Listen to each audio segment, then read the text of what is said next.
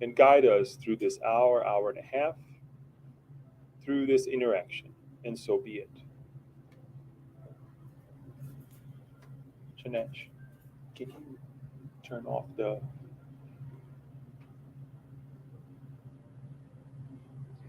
So, hello everyone. Welcome to this amazing moment, our Saturday, last Saturday of the month of May. It went by so fast, May 27th.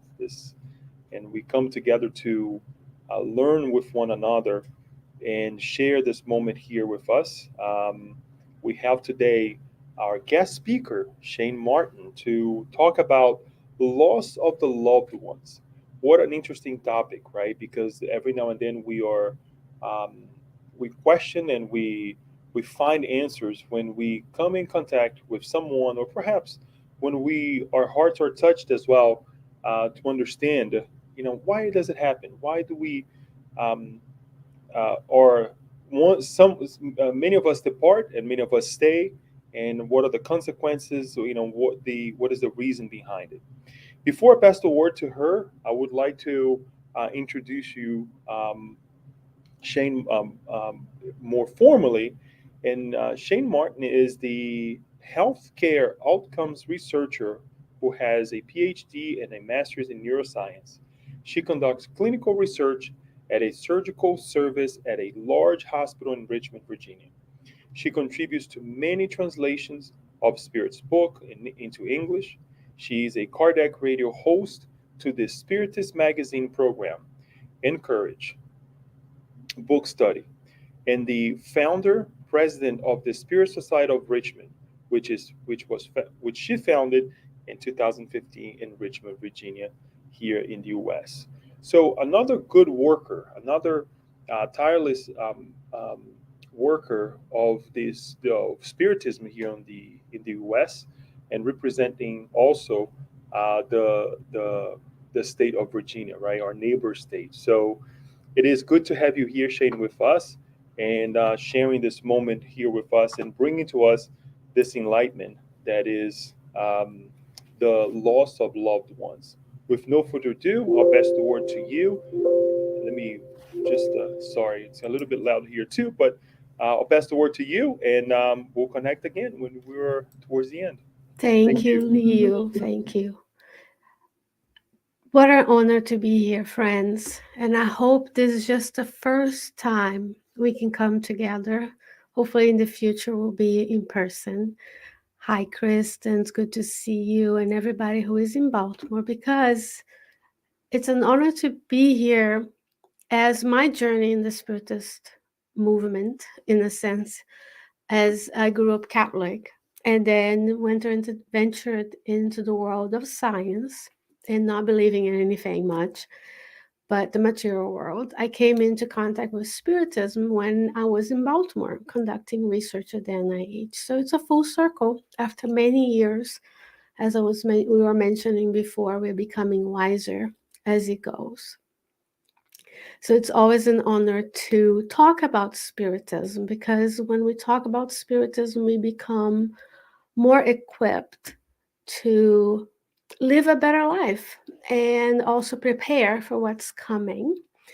This weekend in the USA, we celebrate Memorial Day, and that's what we talked about, discussing some aspects of the loss of loved ones.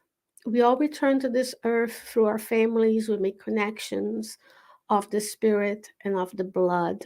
And many times we experience the loss of a loved one, or we are the loved ones who discarnate and go to the spirit world, we graduate. And there are questions that only Spiritism can help us with. There are situations that many other religions can help, many aspects of spirituality can help, but the teachings of the spirits are very valuable at this time. Memorial Day. I can't, I'm a scientist, as Leo said, and I happen to work in the Veterans Hospital in Richmond, Virginia. So I could stop by also say that during this weekend where we honor those who have served, there are many aspects of the veteran population and the regular population that intersect. So in the US, 2022 figures, we have 18 million veterans. Those are 18 million incarnate beings that have served in the US military in many ways, allowing us to have the life of freedom that we have here, defending the freedoms and, putting their lives at risk. We also have currently 1.3 million active duty members in serving in some aspect of the military. And it's a very small percentage of the population. And since the Revolutionary War, we have lost over 600,000 veterans in the battle and many more, over 500,000 veterans in different non combat related causes. That is to say, that we respect and honor all of those who are serving at this moment, and we send them loving vibrations. Not only I'm focusing on the USA, but we know we have many different wars going around the world and many different people losing their lives in different ways. It's not just about the military, but it is the moment, the weekend that we celebrate the lives of those who served for us. In the world, according to the World Health Organization, around 55 to 60 million people die each year. Of course, the definition of death by the World Health Organization is a little bit different. It's just a cessation of physical function, meaning your physical body stops working and you die. In the US alone, we have 3.5 million people who are going to die each year of many different causes. So the loss of a loved one, while during Memorial Day we focus on those who served, is something that we can observe 10% of the population, considering that we have about 350 million folks incarnate beings on the United States as of this year. And I'm focused on the USA because that's where we live, and that's also where the statistics are most robust. We know everyone who died, and we know everybody who discarnates, and that's not necessarily true in every single part of the world. That's all to say that the loss of a loved one has been in our focus, not only because we receive those news from every single channel that we have to access through these beautiful devices that some of you are kindly watching us right now. But also, we are more aware of it because of the pandemic. And people die of many different reasons. So, this is a graph that I made based on the data from the CDC. The majority of people in the US die of heart disease, cancer. We had 500,000 of over 400,000 people die of COVID in 2021, and many different other diseases that affect many of us. And at the bottom here, I want you to also look at 48,000 people die each year of suicide. So there are many different ways that people discarnate for many different reasons. All to say that at some point in our lives, we will be affected by the loss of loved ones. So it's not about if we're going to die, but when we're going to die, or when they are going to die and leave us, meaning they don't leave us, but they go to the spiritual realm. They may be inhabiting a hospital. They may be inhabiting one of the spiritual colonies that Alba talked about last week. Yet, we need to be prepared. We need to know what to do when someone dies. Maybe they die suddenly. Maybe their death is what I put here, quote unquote, expected. So they are going through the process of getting old, or they're going through a terminal disease, and the physical function of their bodies, the physical body ceases, and then now they can proceed to the spiritual realm, disconnect from the physical body, their pure spiritual body and spirit. Therefore, what do we do? How do we think about, how do we react when we lose a loved one? And how can Spiritism help us? Because it's going to affect us one way or the other. In the past, I want to make a small parenthesis here, an idea that I had when we were preparing, that over 1.2 million people died of COVID alone during the pandemic so far. That includes 1.2 million COVID alone. So if you talk about 3 years of heart disease, that's 1.8 million just heart disease alone. Those are, the main causes of death in the US. That brings us to a quarter of a million, estimated quarter of a million children whose caregivers have passed away. So the loss of loved one not only affects us individually, because when I lose a loved one, it's more than normal that we stay sad. It's more than normal that we miss them, but also it brings us to reflect on how can I help those also. Maybe I didn't lose anybody from COVID, but someone in my neighborhood has lost a loved one. So how can I see myself as part of the community, an active member of that community with agency to do something about it? But before we talked about loss, let's discuss the concept of death just by regular people. So if you were sitting at a gathering this weekend talking about Memorial Day and honoring those who served, you might ask someone, what do you think death is? And what people would say to you, think about that definition when I say, what is death?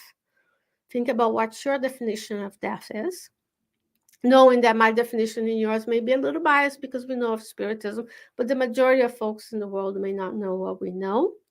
So I'll give a few seconds and refer to Kristen's.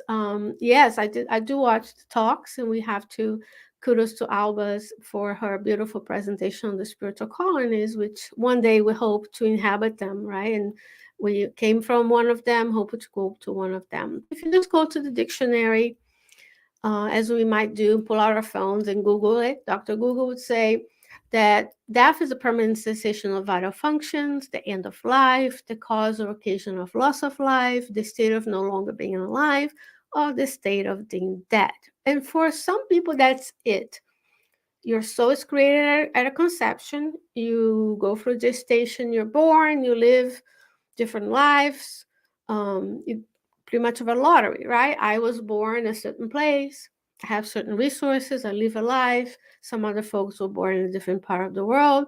Then my body ceases to exist. I go to be cremated or buried, and that's it. So when we lose someone with only that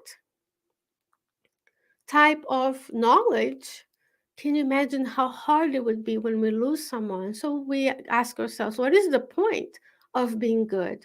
What is the point of coming on a family and loving people if they're going to leave? And we don't even know when, because it can be sudden. Someone can have a heart attack and lose their lives.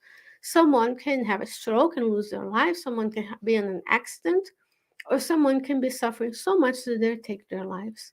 And that's when the peeling of those layers of the spiritist knowledge through the works of Kardec can be so helpful. Because according to Spiritism, death is a change of state. This is from the book Life and Destiny by Leon Denis. The destruction of a fragile form which no longer furnishes life with the necessary conditions for its evolution. Your physical body is so precious. That's why we need to use the law of preservation to grow, to be better, to try and preserve the life we have with all the resources that we have. And he will continue to say, everywhere is life. All nature shows us the perpetual renewing of everything. Nowhere is death. As we understand the word, nowhere is annihilation. The principle of life never dies. Remember this, there is no death. So if you're right now listening to me on this talk, your loved one is somewhere in the spiritual realm. Perhaps they're reincarnated, but let's assume they're in the spiritual realm for the moment. And then they can have this connection with you. Because when we die, we will change, we have a change of state as well. And it's not just the body dies and that's it, but there's a change and a continuation, and that's where the immortality of the soul, for example, one of the principles of Spiritism, and we talk about it, that we will continue after, will be individuals not returning to a source, not connecting, but being yourself with the attributes you have, with the knowledge you acquire, with the spiritual qualities that you worked on this life, your perispirit and your spirit remain. And then we find ourselves wherever we're going to find ourselves based on how we lived on this life. It gives us consolation. It also gives something for us to work on, because this perpetual renewal also means that one day we may be returning, or those loved ones may be returning to be with us in our families, as our children, as our grandchildren may be. So let's think about ourselves. So we talked about death, as the layman might say, may know, and as spiritism. This is you. You are a spirit, developed by your perispirit, connected to your physical body. And that union of spirit and perispirit starts a conception, as we see in the Spirit's book, and very detailed in the book Missionaries of the Life, Missionaries of the Light, excuse me, by Andrea Luiz. And then molecule by molecule throughout your life, the first, especially the first 7 years of life, you connect to your physical body. And that this is you, multidimensional, with many things to work with, interacting with many aspects of this society on this earth. Let's focus on the earth for now. But you can imagine in all the worlds of creation, you have community, you have spirituality. How do you connect with your work? How do you interact with the planet? How do you nourish the physical and spiritual bodies that we are granted by God? How do you acquire knowledge, and how do you interact with family? So, as you think of yourself as this multidimensional being interacting with everything around you in both realms of life, then so are the other 8 billion incarnate beings on this earth, which makes it for a complex meshwork where we are all always interacting with one another. So let's put you, because we can only change ourselves, with the spiritual principles side by side.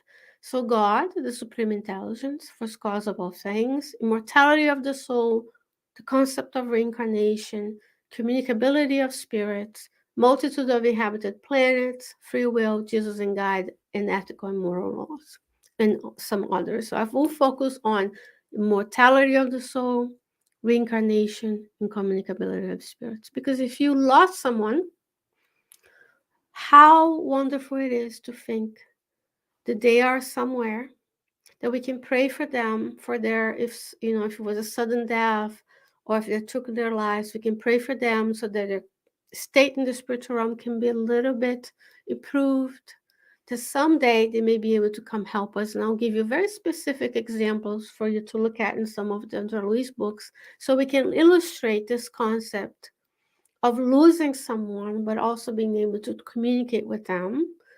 And through the grace of God, who is just, being allowed to reincarnate in the future. And we may be able to come together and finish what we didn't complete on this life in our reincarnatory plan, but also thinking about how can I do what I came here to do? What do I have still to say? How can I be better? How can I improve? And how can I treat one another with love and respect? So, immortality of the soul, reincarnation, and communicability of spirits. We in Spiritism believe that and as proven by Kardec in his books, and through the studies of Leon Denis and the science of Gabriel Delan, and many other later scientists of this plane who do know Spiritism, your soul would be a technical term that describes you and I. A spirit per spirit connected to a physical body. Spirit would be someone in an errant state, just a spirit and a per spiritual body. So when we die, we continue to live, which sounds strange to say it that way, but this lifetime ends. This personality, this body that I have, that I'm moving here, my hands, this will stay. The components of the physical body will be recycled, and then my perispirit and my spirit will go on. Hopefully, we'll have the assistance of the spirits, go to a hospital, to a triage session, and spend many, many, many times together. And when we think about the concept of reincarnation, you were in the spiritual realm before you came, a body was chosen, a couple accepted you, and then you had to be gestated and live this life. So, how precious it is to have a physical body when we know there's at least um, 2 to 3 spirits for each incarnate being on the earth, waiting for that opportunity, some of them waiting for that opportunity to reincarnate. So, if you are in the spiritual realm, if you have a loved one in the spiritual realm, then the possibility of them returning to be together with us is so consoling. And the communicability of spirits, because if I can feel their presence, if I can commune with them, and I'm not saying to you that you can evoke your loved ones at your home by yourself, that's not what I'm saying. I'm saying that you can say, send to them love and vibrations of kindness, of love, of well being that can help them, so can them send those loving vibrations to you and I. So the reality is, we are in a world permeated by God's love, where the discarnate plane interacts with the incarnate plane. The only difference between us and them is the physical body. So when we discarnate and become someone's loved ones are discarnated, we continue to live. And we can prepare for that discarnation if we are granted the opportunity to grow old. And we can also help them if they have passed along to the next phase of life. Because in a society that is so materialistic as ours, in a society that emphasizes so much beauty and youth, actually being old is a privilege. Many people don't get to become old and have wrinkles, as you know, and be all smooth and youth and have energy. Some of us will discarnate soon. The only way to be forever young is either plastic surgery or dying young. So if you are able to have that time on the earth to do more things, to serve more, to love more, to care more, then we are blessed. And that's why we need to think about the wisdom of those who are older than we are, because they have more experience than we do. But basically, you are now surrounded by loved ones that love you. They may not have been your blood mother, father, grandfather, but they may be a loved one, a spirit who have lived with you in the past, who loves you, who cares for you, and now is by your side, helping you, consoling you. Your mentor is here, is there with you. So there's this constant interaction between us and them. And the communicability of spirits is evident in the Spirit's book. Allan Kardec tells us, I guess the spirits tell Allan Kardec, who writes it down and tells us, compiles it and tells us the spiritual realm has a great influence in the physical realm, and there's sometimes more influence on the things that we do than we can think of. Sometimes people are out there, they don't know their mediums, they don't know they interact with the spiritual realm, and they are actually partaking a lot on our lives. So once we are aware of those concepts, we can better ask ourselves, how can I make use of the time that I have to serve my loved ones, to pray for them, to help them, wherever they are in the spiritual world? And when I'm in need, maybe they can come and help me as well. In the Spirit's book, Question and Answer 934, that's the fourth part of the Spirit's book. And I'll show you one of the Spirit's books that I have here is a newer version of the Spirit's book. Question and Answer 934 all the way to 936. So 3 questions. It's part 4, Hopes and Consolations. This is the title of the part 4. Chapter 1 is Earthly Afflictions and Joy. In Kardec will ask the spirits, is the loss of those who are dear to us a legitimate source of sorrow, as this loss is both irreparable or independent of our will? Very wise. And that's why we read the books of Kardec, because in 1857 he had already thought about it, researched it, asked different spirits, and got the answer. So when you lose someone, unless you have some psychological, psychiatric issue, you should be missing them. We should be um, longing for them. But he's asking, is it a legitimate source? Of course it is, right? He says, This cause of sorrow strikes both the rich and the poor. It comprises a trial, expiation, and a law for all. It's a consolation, however, to be able to communicate with your friends through the means available to you, while awaiting other means that will be more direct and more open to your senses.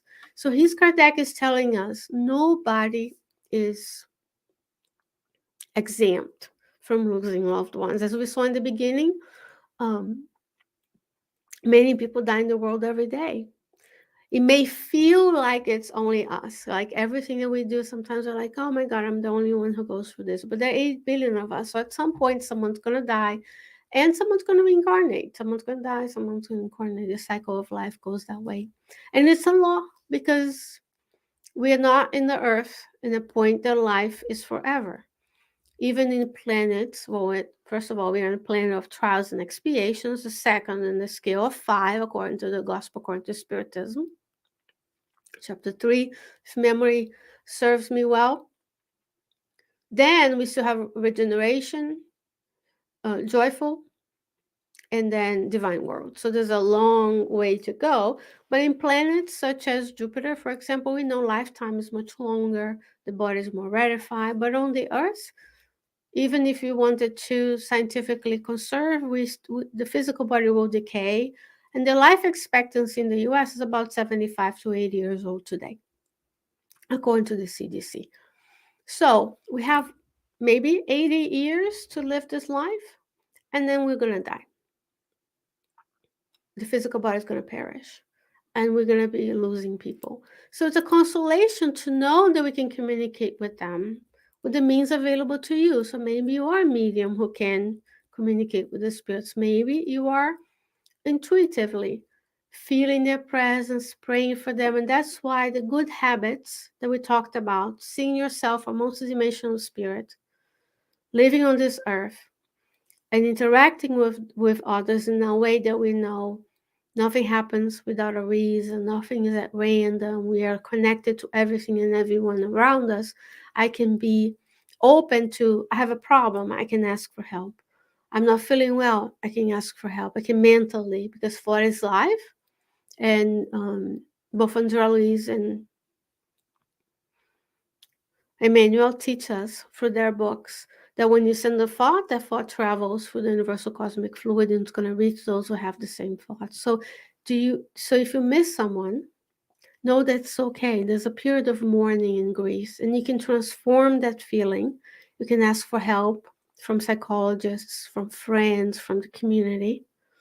Allow that period of mourning and grief to go, and you can transform that into service to others. Maybe you can help someone. If someone died of cancer, you can volunteer at a cancer place.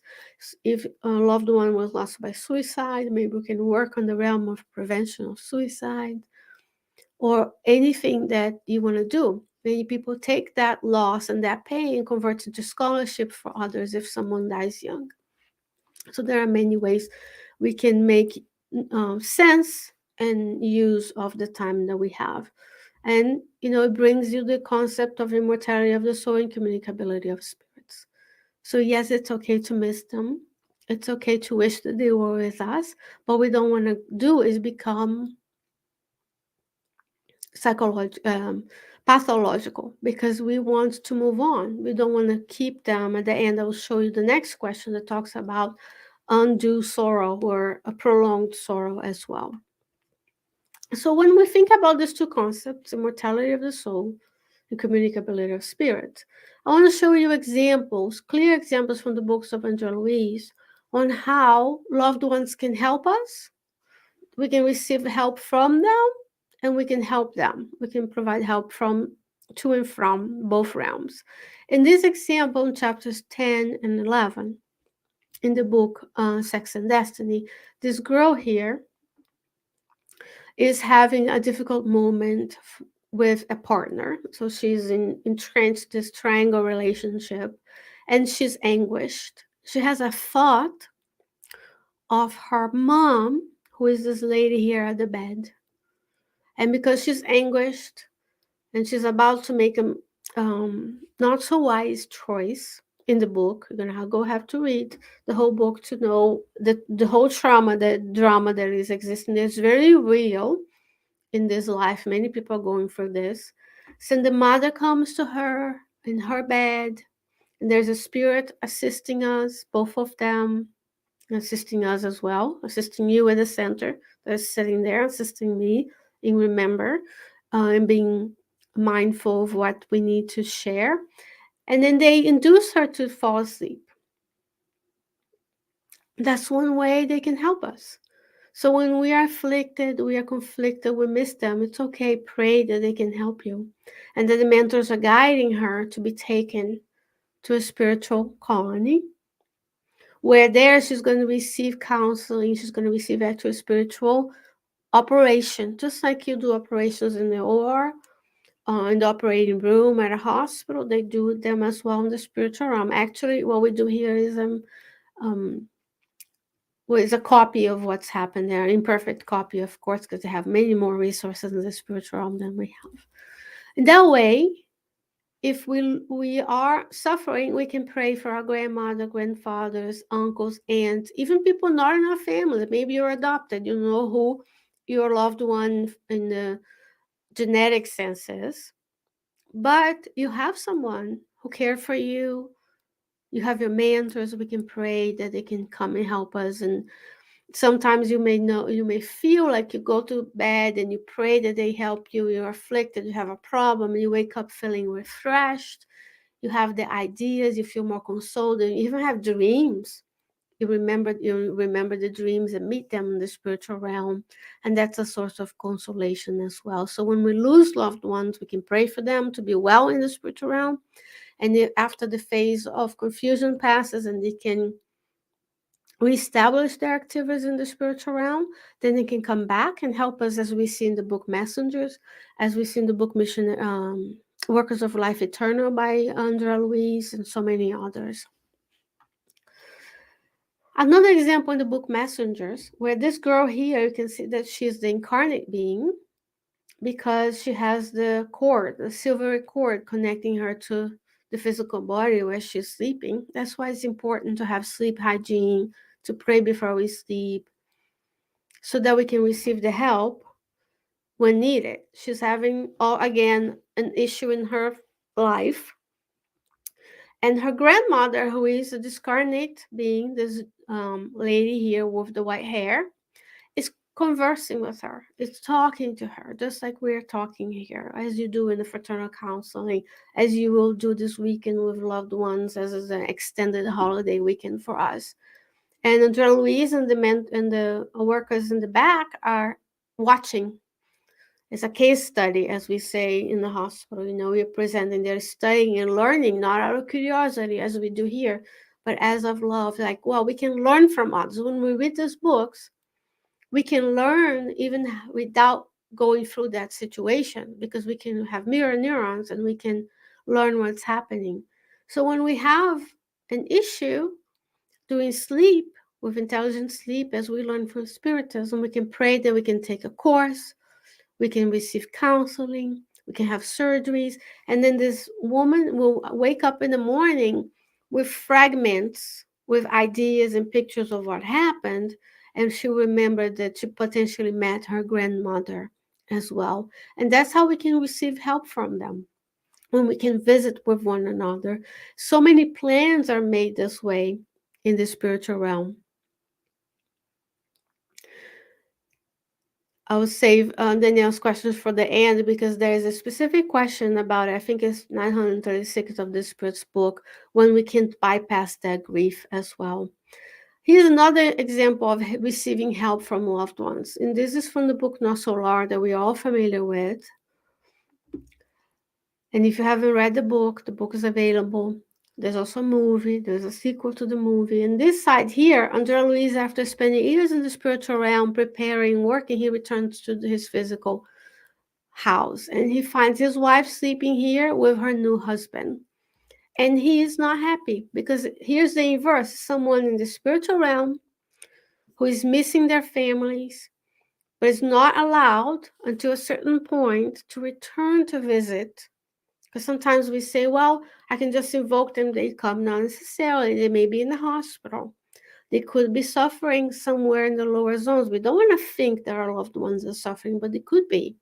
Maybe they are like his mom in a higher sphere. So it's going to take a little bit of more time, maybe for her to come visit. So after he has his 2 years of preparation, he's granted the opportunity to return, which is really a trial and a test. And through their friendship that he made with the nurse, Narcisa, who is this lady full of light here, she comes to help him. So the loved ones don't necessarily need to be from blood. It can be someone who you have affinity with that help you as well. So incarnate beings can help incarnate beings go through this difficult period, and then this incarnate beings can help discarnate and vice versa, and discarnate beings can help discarnate beings in the spiritual realm. And through the new husband is ill, so Narcisa help Andrea Luiz, and they help him reestablish his physical health. In this case, the family of Andrea Luiz, except for one child, is not really thinking much of him because through the conventions of the time, he may not have been the most loving parent, but he's missing them so much. So it's a two-way street. When we think of them and sending loving vibrations, and when they're there sending us these loving vibrations, and that's when it's very important to us to have the tools that we have of prayer, of spiritual nourishment, of having a community. If we need psychiatrists, psychologists help, because we don't want this grief period to be prolonged, and we don't want to be preventing our loved ones from doing what they have to do in the physical realm, and we don't want to um, bring to our lives the difficulties of having prolonged grief as well. And if you are experiencing, we're talking about, let me go back to my data here so I can refer. Cancer is the second leading cause of death, so it's heart disease. Third leading cause is COVID, and then you have other progressive diseases. So when our loved ones are in the spiritual realm, or people who are in the spiritual realm have specific knowledge, such as physicians, nurses, and therapists, they can help us during illnesses and discarnation process. And they're glad to have the book Volte, which I came back from Brother Jacob. He's here, and the spirit mentors are helping him detach from his physical body, which is a process. And that's why we don't ever want to hasten that process or accelerate that process through euthanasia. Because that moment where we are ill and the physical body is slowly losing the ability to sustain life is when we're slowly disconnecting so that we can move on more peacefully, if you will. And in the right is a scene from the book Messengers, where there is a spirit providing aid to someone in a hospital. So if we have loved ones undergoing that process, and we know that expected death doesn't make it easy, doesn't make it less painful. Uh, Even when they die, even if they stay months and years suffering from a terminal disease, we're still going to miss them. But we know we can envision their houses with the spirits helping. We can enter a hospital with as much veneration as we enter a spiritist center, a church, or anywhere, because we can visualize the spirit working through the nurses, who are the ones who do the most work with the patient when you are in the hospital, through the physicians who inspire them to write diagnoses, through the pharmacists who are preparing the drug, through the respiratory therapists, the people who come and clean the room and make the hospital work, the engineers. There's so much going on. So with veneration, we go in and we mentally visualize all of these around us. If you can't see it as a medium, a lot of us can't. That's why we give those images. And all those images I neglect to mention, I should mention, that is from Projeto Imagem, which is a project. It's a initiative in Brazil where they hired people who have skills to graphic design skills of drawing, to draw different images from the books of Andrea Luiz as much as they do with the movies, so that we can visualize it. because we speak in words, but we think in images. So when I tell you about a hospital, you're thinking about a hospital you've been to. In these hospitals here, they're a little bit more simple. It may be just a hospital in a place that doesn't have the many resources. That if I told you an ICU room, someone like Kristen, who uses her talents as a nurse to help people, will have a very different image in her head as what a hospital room is. So these are the workers who are doing all the work. So we're just doing the minimum of spreading to you and bringing to you those teachings as well. So how can we? So now it comes a question that Daniel was kindly posting here. So what happens if someone can't overcome even after many years? What could be the implications for the discarnate spirit? Because it's a very valid question. So I'm assuming here that we are, helping them. In the book Voltaire, there's a in this book here on the left, there is a passage there that is very unique because Brother Jacob was a very prominent spiritist in Brazil, and he did other things for Brazil as well.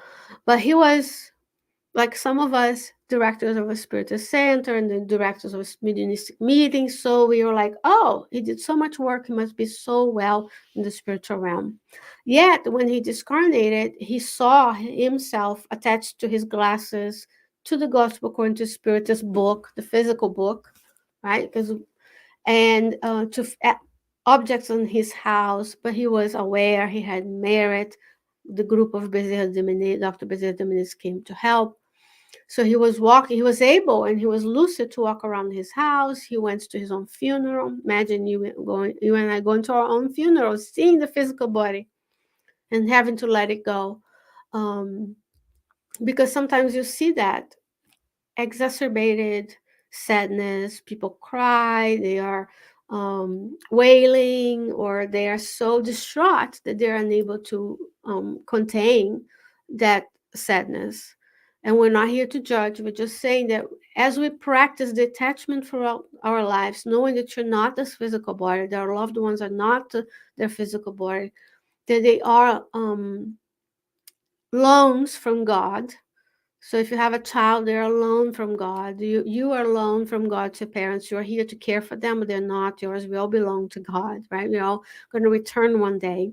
So what happens if I can't have this inconsolable sorrow of those who remain on the earth, that's you and I, affect the spirits who are of its object? So what if my loved one was to pass?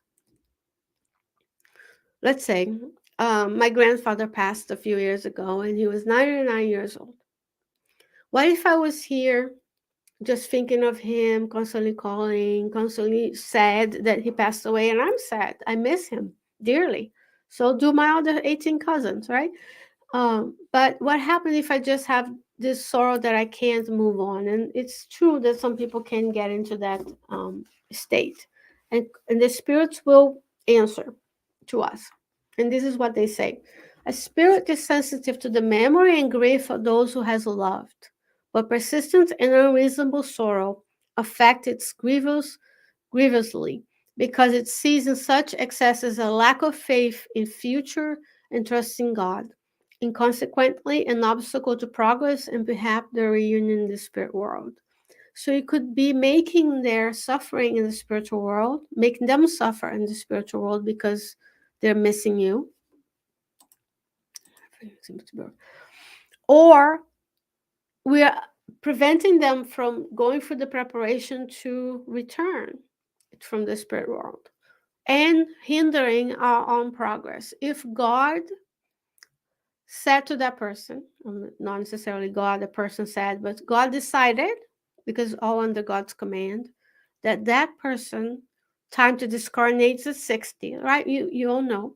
And if you don't, you'll know now that you have reincarnatory plans, which is a roadmap. It's not like, oh, Sheyne's going to be here this time. She's going, because this is probabilistic, right? If I decide to cross the road without looking both ways, I'm risking shortening the number of days I'm given. So that's why there's a law of preservation, the instinct of preservation. So I can be here longer so that I can do more. But then I have to also see that that's a trial for me. That's, and in the question 935, oh sorry, 934, he says, the cause of sorrow of losing someone affects both rich and poor as a trial or an expiation of universal law. So that's something that we have to go. So if I lose someone who is very young, or if I lose someone who is older, like my grandfather at 99, it's something we have to learn to detach, to learn to let them, visualize them in a better place, in a hospital, because the sooner they are recomposed, in a sense, the sooner they feel better in the spiritual world, sooner they can come here and help us and be part of this team. Or maybe their journey is to go to a different colony, to spend decades preparing to return, or to reincarnate right away. Is not for you and I to decide. That's on God's design. But in question and answer 936, he says here it affects the spirit, because then it makes us lack faith in God. This all is up to God. And if we're experiencing this sorrow that we can't overcome, it's time to seek help. To seek help in a cause, volunteering, because when you volunteer, if you often do it selfishly, because science already proves that volunteering has health benefits for you who volunteer, as well, of course, for those who receive your services, wherever they are. There are we are multidimensional being, remember, spirit, perispirit, and physical body. There's also emotional dimension, emotional intelligence, emotional training. There's also psychological well-being. Then we seek psychologists, counselors.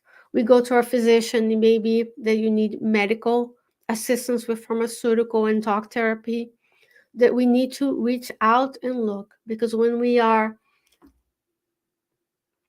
overcome with grief and sorrow, it's very easy for us to stay within our own cocoon and then be in the company of spirits who don't want us to progress, and then be unable to go out and reach, because we are here to improve.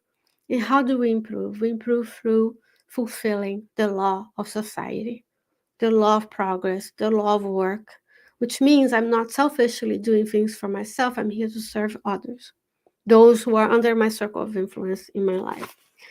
And in the comments, so in this part, loss of loved one, question 136, Kardec has 4 paragraphs of comments. I'm going to read one for you.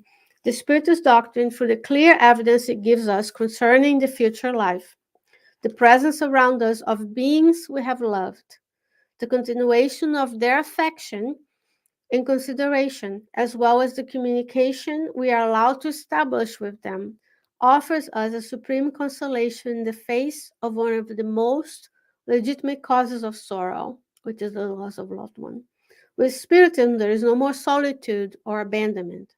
The most isolated individuals are always encircled by friends with whom they can speak. And then he goes into patiently accepting the tribulations of life.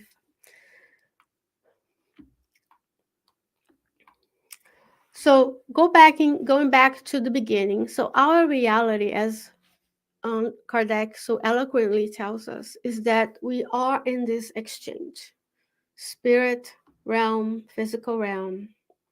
There's only one here, because it's very difficult for us, especially non-graphic designer types like myself, to represent this multidimensional composition. Because if you think of just about your physical body and the 8 billions of us, it is constant interchange between the physical realm. One thing that I didn't mention in this talk, and forgive me for only having this insight now as I looked at my own notes, is that one thing you must do is seek spiritual help. So if you have the blessings of having a spiritist center next to you, which is not something common in the US, unfortunately, yet, but it's a plan of the Christ that this point of lights will spread. Just as myself, I came to the Spiritist doctrine because I was in a difficult time doing postgraduate studies in the US. I found a place that gave me the answers I was seeking for. So we go to the Spiritist Center. There's fraternal counseling. There are public talks, there are passes, and there's spiritual treatment in a sense where mediumistic meetings can be done so that we can be helped. So there are some of the things you can do in the spiritual sense, but also in the physical sense, as we mentioned, medicine, psychology, community, and volunteering as well. And that's all I have for you because we only have so much time. But I'll leave a seed so that I can come back another day, hopefully in person this time. And says, "You're very welcome, Kristen. Death is always a sore spot for many people. Why? Why is that we understand logical preserve loved one? That is, it feels like a forever goodbye. This is true, and sometimes it's because we have such a narrow view of life. It feels like 80 years feels like an eternity. We're just commenting how we're already in June, if you will. Right? Few days will be June, half of the year. And then our days are we are so immersed in the physical needs, the physical things we have to do, the business of life, that we have the forgetfulness of the past. Not many of us prepare for spiritual nourishment or read the books that we're reading, read passages of Joanna and meditate or pray. So it's very difficult for us to see that there's more than the physical, especially because we're so immersed in the physical. And understandably so, when you have two little ones like you guys have, or big ones like I do, it's very easy to get involved, immersed in doing, I have to feed, you have to clean, you have to do this in school, and then repeat. And that's what unfortunately the majority of us are doing, especially after COVID, where we're gone crazy and think that we have to just enjoy. We didn't really learn totally our lesson because we just want to enjoy, enjoy, enjoy. Which there's nothing wrong with enjoyment to go to the law of labor. It's there as well, right? Shane, thank you so much for this amazing reminder and revisiting some of the points, not only revisiting some of the points that we already have seen, but the practicality that you brought as well in terms of um, uh, ideas and things that we can do. Just a quick highlight. I think that's important for us to bring here is the what can we do while we're together, right? As well as what we can do when yes we have with family members they proceed to go back to the spirit realm, right? And I would like to ask Daniel to post the question here that Kirsten that you already answered uh, for us, and I think it's important. Kirsten asked, and Shane already answered. Thanks for this lecture, Shane. Death is always a sore spot for so many people. Why is it we understand logically that we will see our loved ones again, but yet the pain remains immense in our hearts, as if it was a forever goodbye? So this is coming from someone, and I'm not saying this. Please, Kirsten, don't take me wrong here, but it's coming from someone who is a spiritist, right? And we all go through this. We understand um, logically. We bring the reason to our hearts as we study, but it's still kind of hard. So I'm glad that you, Kirsten, asked this question on this note that you brought to us and this talk that you brought to us, Shane, because it's still hard. It's still something that um, our hearts goes to everyone, if anything, that goes through or going through this difficulty right now, right? And it can remain for years until we perhaps see one another again. So there's so much work to be done out there. There's so much um, uh, encouragement to give one another, right, when it comes to this area, because a lot of people are still suffering. Um, Anyone here at the SSB has any other question, any comments? Anyone? Well, Any everybody. suggestions of what to do that I missed? And she, yes, any suggestion, right? Um, while everyone is thinking about the suggestions, because you don't have questions yet, I would like to ask a question. In this study, and perhaps other study that you have made been part of it, what about evocation? Evoking those who have um, gone back to the other side. Is it correct? It's not? Um, or is it just a prayer wishing that person well or that spirit well, the loved one, a type of evocation?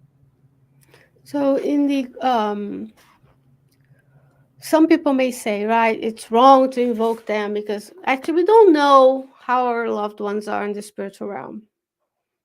We know we wish them to be very well, and we pray and we work so that we can send them love and vibrations that they are well. But we also know there's a contingent of folks who may not be in very happy state after discarnation. So even if we evoke them, they may not respond. In a sense that if you're a medium, you may evoke a certain person. They could be in a different, they could be under treatment, they could be in a hospital, they could be already back reincarnated, depending on the length of time. That does not mean you can't evoke them. As we know, during sleep, they can return, they can be evoked. We know from this medium's book and many other literature for mediumistic studies that we can evoke the spirits of those who live, in a sense, incarnate. But the only question I left, there's only three questions in this part here in the Spirit's book. There are other parts of the Spirit's book that talk about death and loss of loved ones as well, but this is dedicated to loss of loved ones, which is 935. I left this one because it didn't really fit with what I chose for this, but I will pose the question you're asking. What do you think of the opinion of people who consider the communication with those beyond the grave a profanation? So it's like, well, we need to respect them. We shouldn't be calling them. And the Spirit answer, quote, there's no profanation when there is recollection, and when the vocation is made with respect and decorum. The proof there is that the spirits who have affection for you are pleased to answer, rejoice in being remembered, and in being able to speak with you. There would be profanation only if they were done frivolously. So it goes hand in hand with what Daniel and asked earlier. It has to do with, if I miss my parents so much that I keep asking them, oh, please come tell me what to buy for dinner, or oh, how to do this, I think it's more about the feeling, and as God takes into consideration our intent. What is the intent of that communication? If the spirit is well enough that they can communicate, they may come and give you a message in a spiritist meeting, or you may meet them during sleep and be able to converse with them. But we shouldn't be like calling on them because we want them to be well where they are. If we Andrea Luiz is a perfect example. He kept asking, what about my family? What about my family? Can I see my family? And everybody in the book did something that we should learn on the earth. They dodged the question beautifully. They're like, well, it's not right yet. Well, let's focus on today. Let's focus on learning, because they may have known she had already moved on.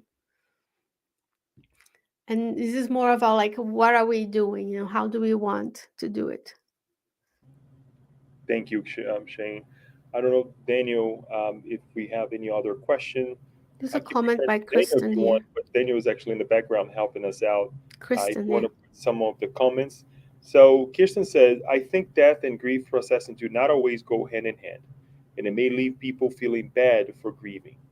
This is why I pose my question. Grieving is normal and okay, and we shouldn't shy away from support groups, or therapy to process our complex emotions and feelings.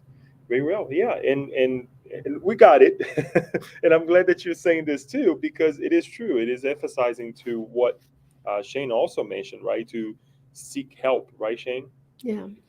And part of the you're very welcome, Rosaura. The part of the beautiful thing about spiritism and some other aspects of society we have there as well, especially in these times on the earth, is that we learn a lot about things. We have to learn, right? Because someone who made these microphone, the TV, and the computer, they have to learn. We have to learn things academically to be able to interact with matter. So there, God created spirit and matter. For the interaction of both, we evolve.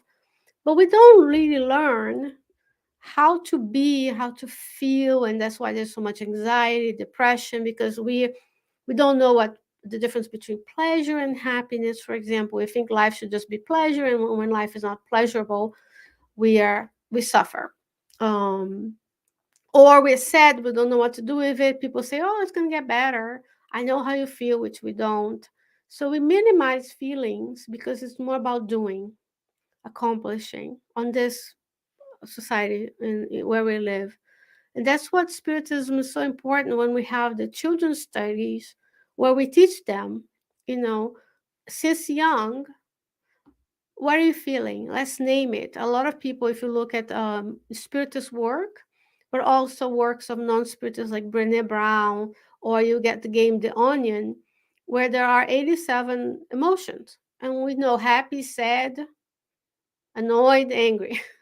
So we need to teach ourselves as older, wiser folks, and the young ones. This is, yeah, you're frustrated because of this, so we can better process. Society, we're not good at this.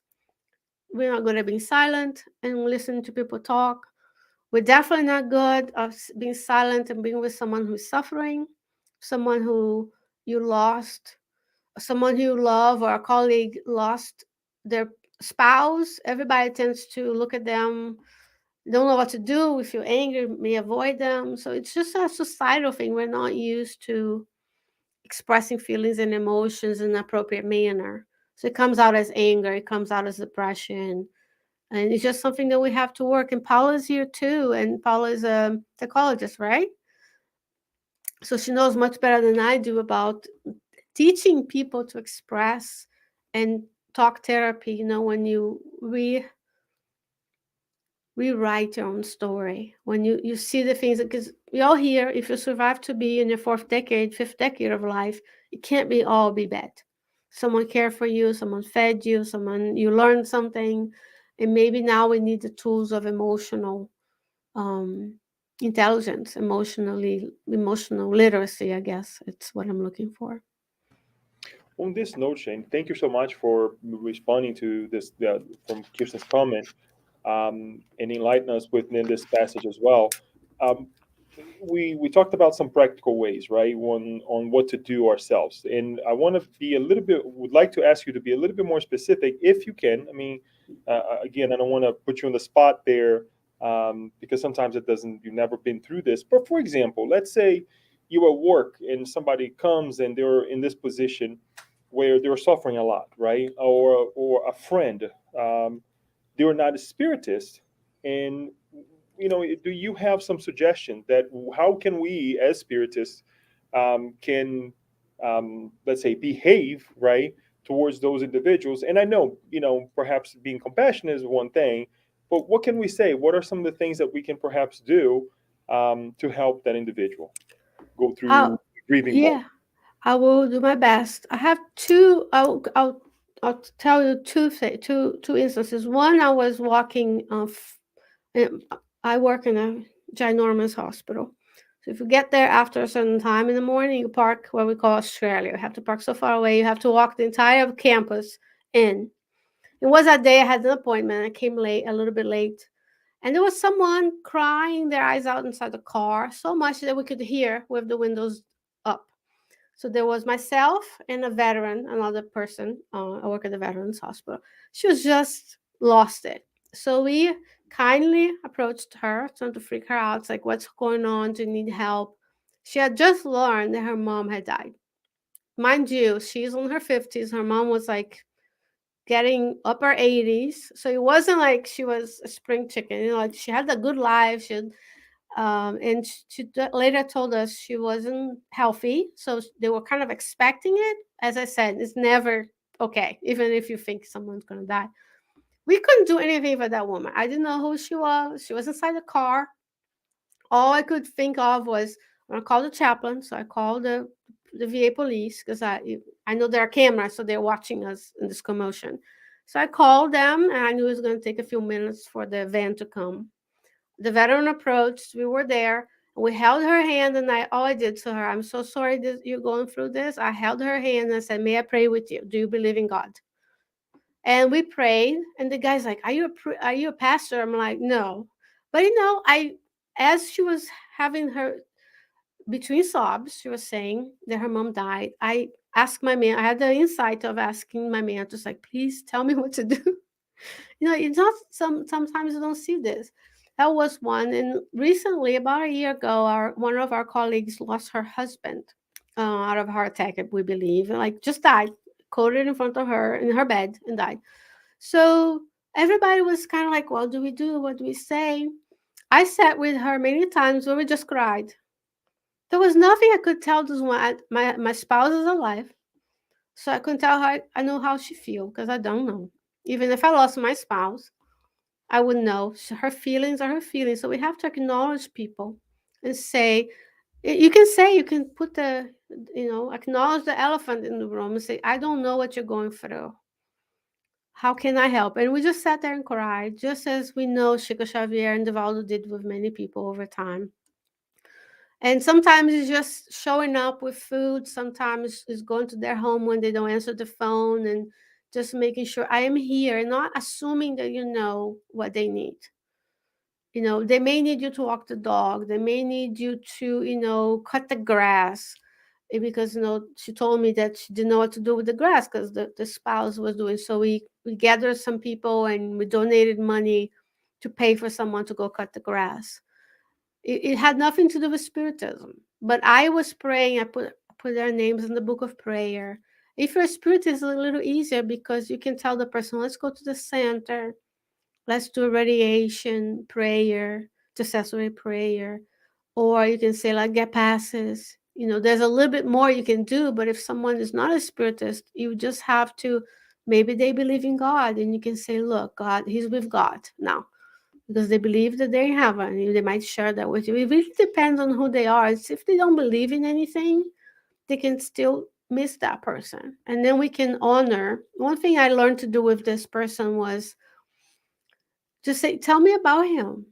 You know, um, what do you like doing together? So she could make that sense of that story that was ending, because she's probably my age, so like maybe mid 40s, and she's like, I never imagined this was gonna happen. We don't go around thinking about death, and that's why it's important to have our affairs in order, to have our wills, so we can think. What if, especially if you have children, what happens to your things when you die? You don't want to leave your family. Um, this as a person who works in the financial, right? You want to have your affairs in order, no matter how old you are, so that if your time comes, they don't have to worry about that part. So it may be that you're doing a food train. Maybe you're praying for them. Maybe you say, what do you like to do? Let's go for a walk. Let's go to church. Those are the things that come to mind. Is anybody there with any other ideas? Any other ideas? I think you covered a good part of it, and I really like to one thing that you said. Not assuming that you know what the person needs, right? Because sometimes we don't know, and sometimes what the person needs is just someone to be there next to them, right?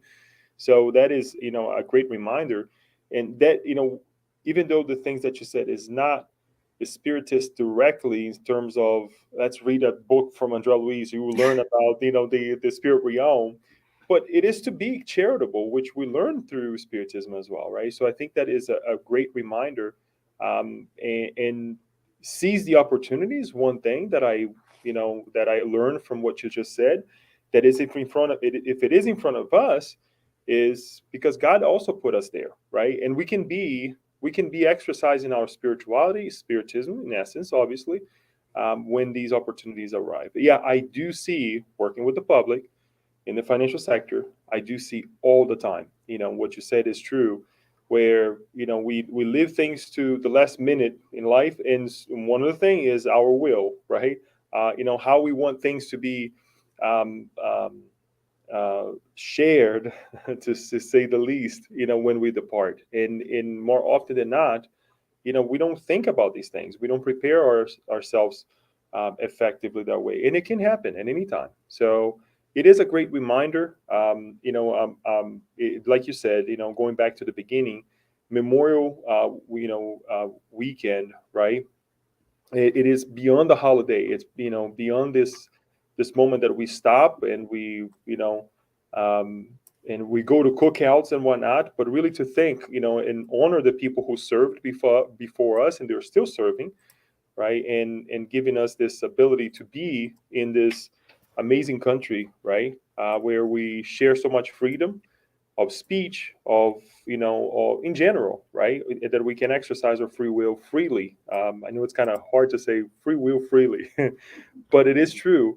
And I'm glad that you're here with us this weekend as well, sharing this moment. So, Daniel, any more comments? Anything else before we say our farewells? Anyone here? Uh, well, Sheyne, I'll give you a couple more minutes for your final comments there, if you have any. If not, we will bid ourselves farewell and giving thanks to this beautiful moment that we have together. I just want to thank everybody for the opportunity. It's always, like I said, it's an honor.